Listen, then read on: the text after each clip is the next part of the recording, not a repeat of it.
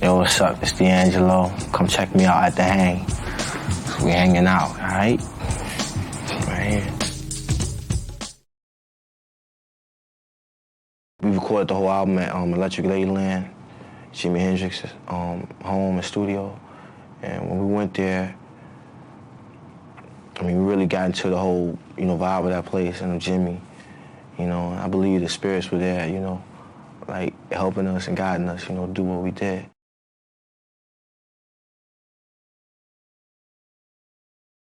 In certain bands, they would get into the studio, after they came off the road, and when the band was doing good on the road, that's when they went into the studio and recorded. And, if you messed up in the studio, you just messed up. It was just on the record like that, and like, somehow that just puts the musicians on a different edge and on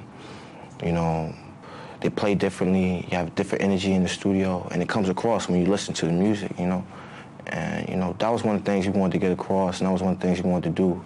Like, I mean, keeping a mistake or keeping a noise that might, technically, in production you might want to take out.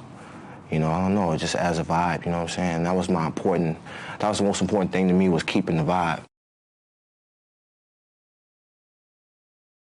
The main goal and the main object is to come out with an outcome that feels like we didn't use all this technology, or, we did it back in the day, So, certain techniques have to, be done for that. We mic the instruments a certain way.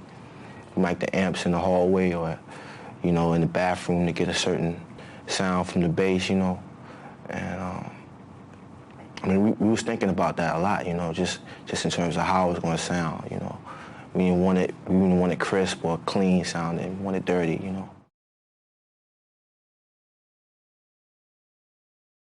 When he died, I remember that whole day and everything that happened. I remember, us going over to my cousin's house. We just came from church, and we went to my cousin's house, and, it was April Fool's Day, and they told me that he had got shot, and I didn't believe him. I thought it was a joke. And I saw it on TV, and, that night, that's when it started, really.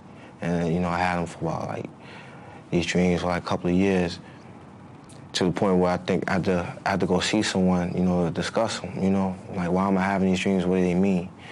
And, I think just coming to a realization of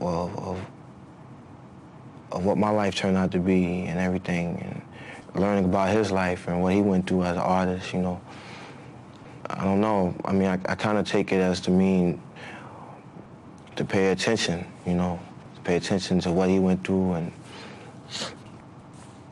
I guess the, mistakes he made or whatever, so I don't make the same ones. I mean, we was in the studio jamming on stuff that we love, as childhoods, things that, that makes us reminisce about back in the day, and things that we love, what's your favorite song, who your favorite artists, James Brown, Sly Stone, George Clinton, backtracking and just basically having fun, doing the music that we want to hear, the music that we love.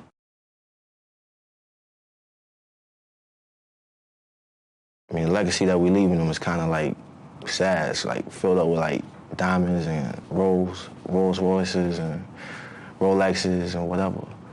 But, we're not really talking about any, internal, things that we need to discuss, or things that would be good for us to discuss.